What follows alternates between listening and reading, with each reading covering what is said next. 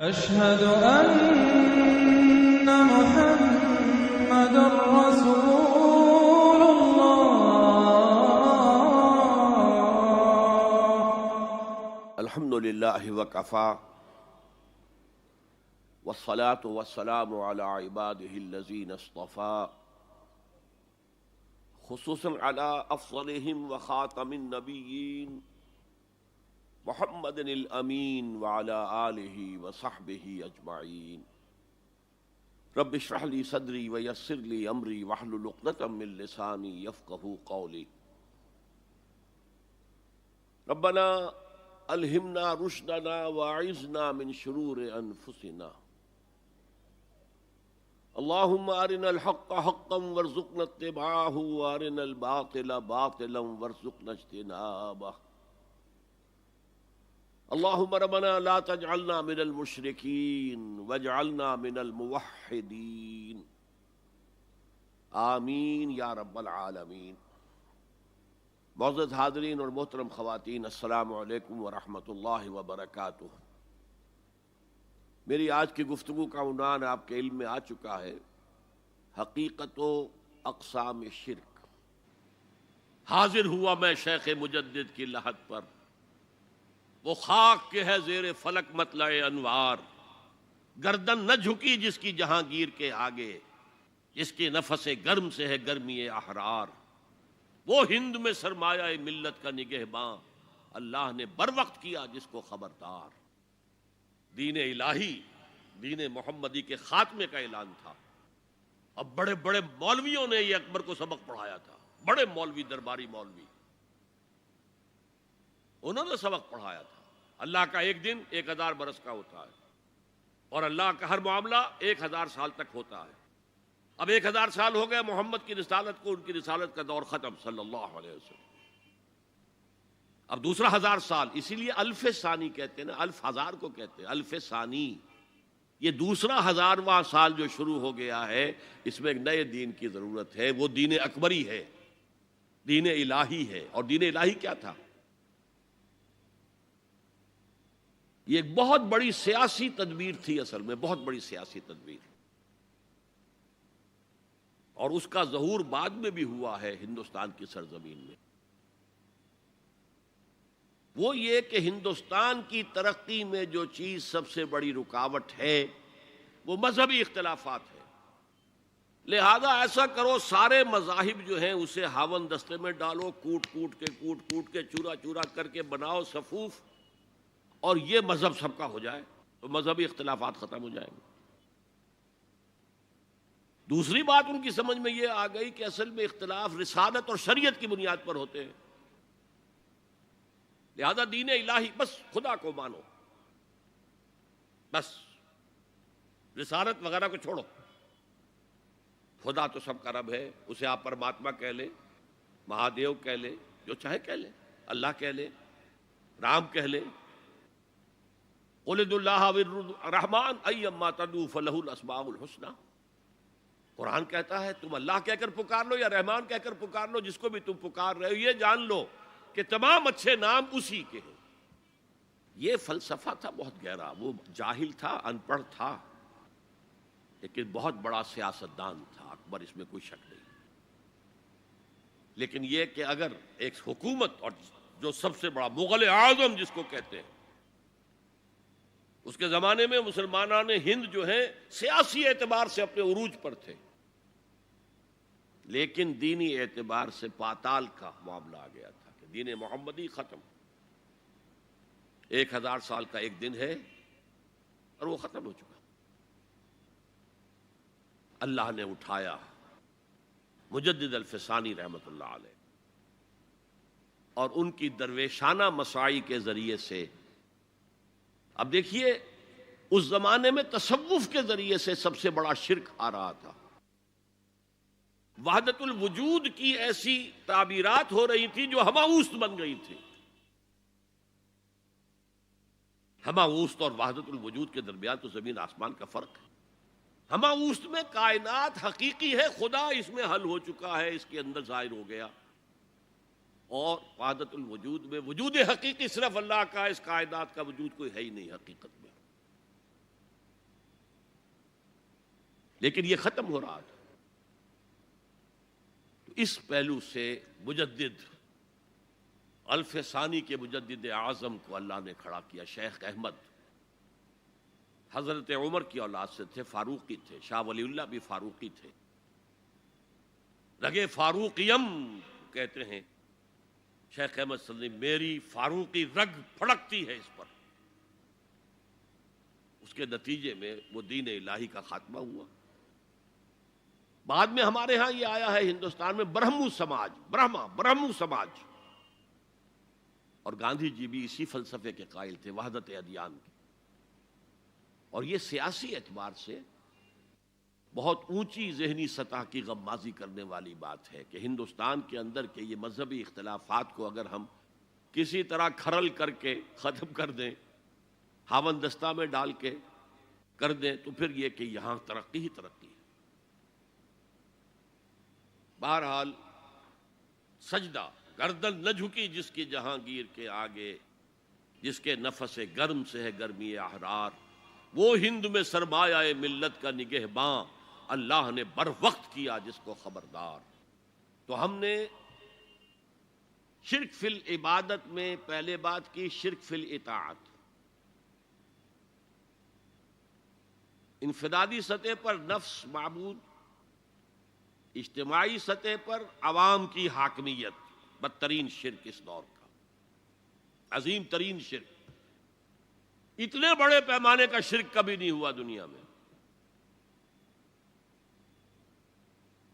اس کے بعد شرک فی المحبت، مال کی محبت، تعس عبد الدینار و عبد الدرہم. وطن کی محبت یا کسی اور شے کی محبت، اگر وہ اللہ کی محبت کے برابر بھی آ جائے، بڑھ جائے تو اور بھی بڑی بات کہنی پڑے گی. لیکن ہمارے پاس شرک سے اوپر کی اصطلاح کوئی نہیں.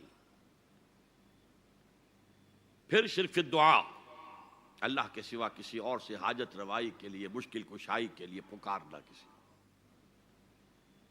پھر شرک فی المراسم العبودیہ، قنوت ہے، رکوع ہے، سجود ہے. یہ ذل والخضوع کی، کسی کے سامنے جھک جانے کی ایک علامت ہے، سمبل ہے. اب آخری ہے اس میں اخلاص. اور اخلاص کی ضد کیا ہے؟ ریاکاری. کوئی عبادت اگر دکھاوے کے لیے کی جائے وہ شرک ہے. یہ شرک خفی کہلاتا ہے. مال کی محبت کا شرک بھی شرک خفی ہے. نفس کی اطاعت کا شرک بھی شرک خفی ہے. اور یہ سب سے خفی شرک ہے. حضور نے فرمایا صلی اللہ علیہ وسلم، من صلی یرائی فقد اشرکا ومن صام یرائی فقد اشرکا ومن تصدق یرائی فقد اشرکا. جس نے دکھانے کے لیے نماز پڑھی اس نے شرک کر لیا.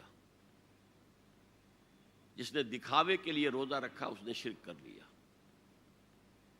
جس نے دکھاوے کے لیے خیرات کی، صدقات دیے، وہ شرک کر چکا.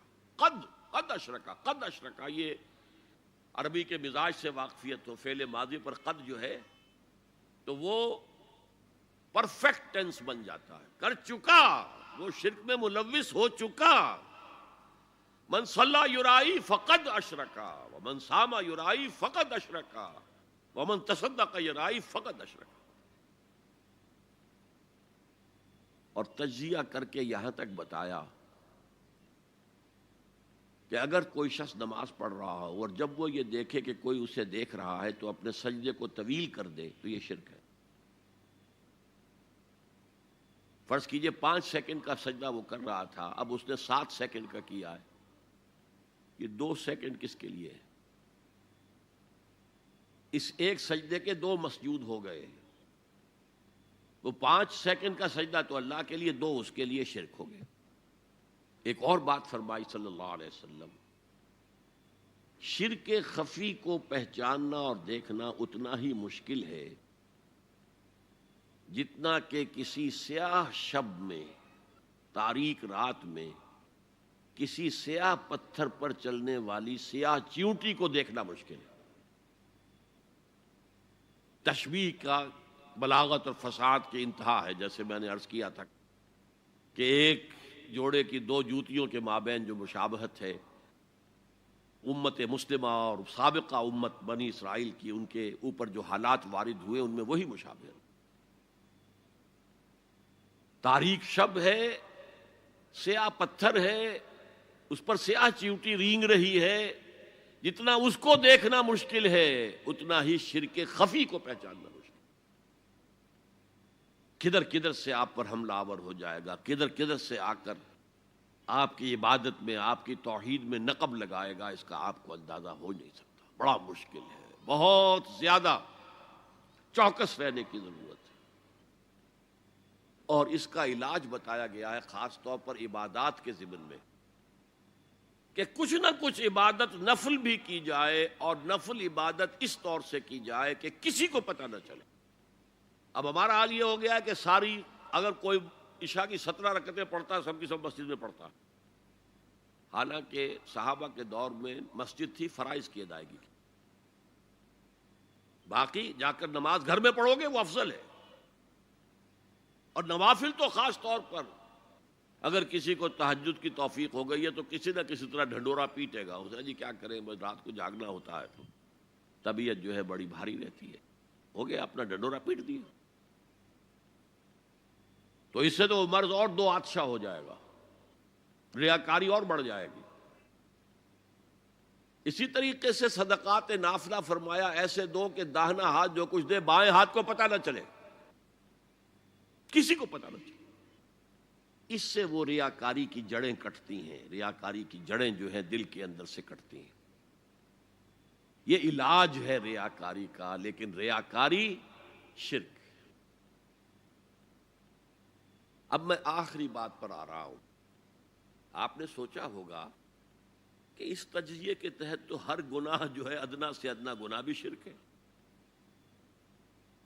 فجر کی نماز کے وقت اگر اٹھ کے نہیں گئے اور چادر یا کمبل کو سیدھا کر کے لیٹ گئے تو یہ شرک ہے۔ پھر کون سے گناہ ہے جو اللہ معاف کرے گا؟ یہ جو میں نے آیت آپ کو 2 دفعہ جو آئی ہے سورہ نساء میں سنائی، ان اللہ لا یغفر ان یشرک بہ ویغفر ما دون ذلک لمن یشاء، اللہ تعالیٰ اس کو تو ہرگز نہیں بخشے گا کہ اس کے ساتھ شرک کیا جائے، البتہ اس سے کم تر جس کو چاہے گا بخش دے۔ تو جان لیجئے یہ جو باریک تجزیہ میں نے کر کے بتایا ہے یہ اپنی جگہ 100% درست ہے، لیکن ان میں جو یہ چیزیں ہیں، کوئی کوتاہی ہو گئی، کوئی گناہ ہو گیا، کوئی شریعت کی مخالفت ہو گئی، نفس کی کسی اس وقت کے دباؤ میں آ کر، یہ گناہ شمار ہوں گے اگر یہ آپ کی طبیعت ثانیہ نہ بن جائے۔ اگر یہ آپ کی سیکنڈ نیچر بن گئے تو ایک گناہ بھی ساری تباہی لانے کے لیے کافی ہے۔ اگر آپ نے ڈیرے ڈال دیے، غلطی ہو گئی، معافی مانگو، توبہ کرو، استغفار کرو، اللہ صاف کر دے گا۔ نہیں کرو گے تو پھر ایک گناہ پر بھی دوام اگر ہو گیا اور اس گناہ نے ایک نے بھی تمہارا احاطہ کر لیا تو وہ جہنم میں خلود کی وعید قرآن میں آئی ہے۔ بلا من کسب سیئۃ واحاطت بہ خطیئتہ فاولئک اصحاب النار هم فیہا خالدون۔ کیوں نہیں جس نے کوئی ایک بھی بڑا گناہ، چھوٹا نہیں، یہ چھوٹے چھوٹے گناہ جو ہوتے رہتے ہیں، گناہ کبیرہ لمم جن کو کہا گیا ہے، اس کی اللہ تعالیٰ کے ہاں پکڑ نہیں ہے، بلکہ وضو کرتے ہیں تو ہاتھوں کے اس طرح کے گناہ وہ دھل جاتے ہیں، آنکھوں کے گناہ دھل جاتے ہیں۔ گناہ کبیرہ اگر ایک بھی کریا اور مستقل کیا اور اس پر ڈیرے ڈال دیے اور وہ آپ کا احاطہ کر لے، آج کے دور میں سود کا نظام، سودی کاروبار، وہ تو آپ کا احاطہ کر گیا، آپ کے پورے وجود کا احاطہ کر گیا۔ بھلا من کسب، اور کسبہ کہتے ہیں جان بوجھ کر کرنا۔ ایک ہے خطا سے ہو گیا، غلطی سے ہو گیا، وقتی طور پر کوئی تحریک ایسی ہو گئی، غلط ماحول میں بیٹھے ہوئے تھے، اس کے زیر اثر کوئی آپ سے بھی غلط حرکت سرزد ہو گئی، کبھی نفس کا جوش کچھ ایسا ہوا کہ آپ مغلوب ہو گئے، ٹھیک ہے، اسینشلی وہ شرک ہے، لیکن یہ شرک گناہ کے درجے میں شمار ہوگا اگر آپ توبہ کر لیتے ہیں، رجوع کرتے ہیں، استغفار کرتے ہیں، اللہ بخشنے والا۔ لیکن اگر ایک گناہ کبیرہ بھی جان بوجھ کر اختیار کر لیا اور اسے مستقل اپنی زندگی کے اندر شامل کر لیا، بلا من کسب سیئۃ واحاطت بہ خطیئتہ فاولئک اصحاب النار ہم فیہا خالدون، تو وہ پھر جہنمی ہیں، آگ والے ہیں، اور اس میں ہمیشہ ہمیش کے لیے رہنے والے ہیں۔ شرک فی ذات کے ضمن میں نے عرض کیا تھا کہ سورہ اخلاص جامع ترین اس کی نفی پر ہے، اور شرک فی صفات کی کامل نفی پر آیت الکرسی ہے۔ آیت الکرسی ایک لمبی آیت، جیسے آیت البر ایک لمبی آیت تھی، اور اس کو حضور نے فرمایا ہے سیدۃ آیات القرآن، پورے قرآن مجید کی آیات کی سردار ہے یہ آیت۔ اور یہ شرک کے فی صفات کے ضمن میں یہ شمشیر قاطع ہے، شمشیر برہان ہے۔ اللہ لا الہ الا ہو الحی القیوم، یہ وہی ہے۔ قل هو اللہ احد اللہ الصمد الحی، اللہ زندہ ہے، لیکن اس کی زندگی کو اپنی زندگی پر قیاس نہ کرنا۔ تمہیں خوراک کی احتیاج ہے، اسے کوئی ضرورت نہیں۔ ما ارید منہم من رزق وما ارید ان یطعمون، مجھے کوئی احتیاج نہیں کہ مجھے کوئی رزق پہنچائیں، رزق دیں، مجھے کھلائیں، مجھے کوئی ضرورت نہیں۔ پھر تمہاری حیات نیند، اونگ، تھکان، ان تمام کمزوریوں کے ساتھ ہے۔ وہ الحی ہے، اپنی ذات میں خود زندہ ہے، حیات اس کی ذاتی ہے، کسی اور نے عطا نہیں کی ہے۔ ہماری تو مستعار ہے، عمر دراز مانگ کے لائے تھے، 4 دن 2 آرزو میں کٹ گئے، 2 انتظار میں۔ اور القیوم بقیہ پوری کائنات کے لیے وہی ہے، اس کو تھامے ہوئے ہے۔ لا تاخذہ سنۃ ولا نوم، الحی، حیات کامل، کہ اس کو نہ نیند آتی ہے نہ اونگ آتی ہے۔ لہ ما فی السماوات و ما فی الارض، آسمان اور زمین میں جو کچھ ہے اسی کی ملکیت ہے۔ تم کسٹوڈینز ہو، تم امین ہو، این امانت چند روزہ نزد ماست، در حقیقت مالک شے ہر شے خداست۔ یہاں تک کہ یہ میرا جسم بھی میرے پاس امانت ہے۔ میں کون ہوں؟ میری خودی، میری انا، میری روح جو پوزیس کرتی ہے اس بدن کو، لیکن یہ پوزیشن ملکیت کا نہیں ہے، امانت کا ہے۔ این امانت، یہ ہاتھ بھی امانت ہے، میری زبان بھی امانت ہے، میری آنکھیں بھی امانت ہے۔ من ذا الذی یشفع عندہ الا باذنہ، یہ یہاں پر انداز بڑا پرجلال کون ہے وہ جو شفاعت کر سکے اس کے دربار میں مگر اس کے اذن سے۔ کسی کا ذاتی، کسی کا زور، کسی کا اختیار نہیں ہے کہ جس کی بنا پر وہ شفاعت کرے، ہاں اللہ کے اذن سے۔ اور دوسری جگہ پر آتا ہے جس کے لیے وہ چاہے گا اور جس کو اجازت دے گا، جیسے کہ آتا ہے اما یتساءلون میں، یوم یقوم الروح والملائکۃ صفا، اور ان میں سے کوئی بھی بات نہیں کر سکے گا، کلام نہیں کر سکے گا، لا یتکلمون الا من اذن لہ الرحمن، سوائے اس کے جسے رحمان اجازت دے، وقال صوابا، اور صحیح بات کرے گا، کوئی غلط بات نہیں کرے گا۔ یعلم ما بین ایدیہم وما خلفہم ولا یحیطون بشیء من علمہ الا بما شاء، وہ تو جانتا ہے جو کچھ بھی ان کے سامنے ہے اور ان کے پیچھے ہے، اور یہ کوئی احاطہ نہیں کر سکتا مخلوقات میں سے، اس کے علم میں سے کسی کا بھی، سوائے اس کے جو وہ خود چاہے۔ یہاں بڑے ہی لطیف انداز میں شفاعت باطلہ کے تصور کی نفی ہو گئی۔ دیکھیے، آپ کہیں جا کر کسی مجسٹریٹ سے سفارش کرتے ہیں تو کیا کہتے ہیں؟ اجی یہ فائل کے اوپر جو کچھ ہے آپ اس پر نہ جائیے، یہ گواہیاں وغیرہ جھوٹی ہو گئی ہیں، میں آپ کو بتاتا ہوں اصل بات کیا ہے۔ اللہ کے سامنے کوئی یہ کہہ سکے گا اے اللہ تیرے علم میں نہیں ہے، میرے علم میں ہے؟ یعلم ما بین ایدیہم وما خلفہم، وہ تو جانتا ہے جو کچھ ان کے سامنے اور جو کچھ ان کے پیچھے ہے۔ ولا یحیطون بشیء من علمہ الا بما شاء، اور ان میں سے کوئی بھی، جیسے کہ میں ابھی بتا چکا ہوں، بریلوی مکتب فکر بھی کہہ رہا ہے کہ اللہ کا دیا ہوا علم ہے، محمد رسول اللہ کا جتنا ہے، لا محدود نہیں ہے، محدود ہے۔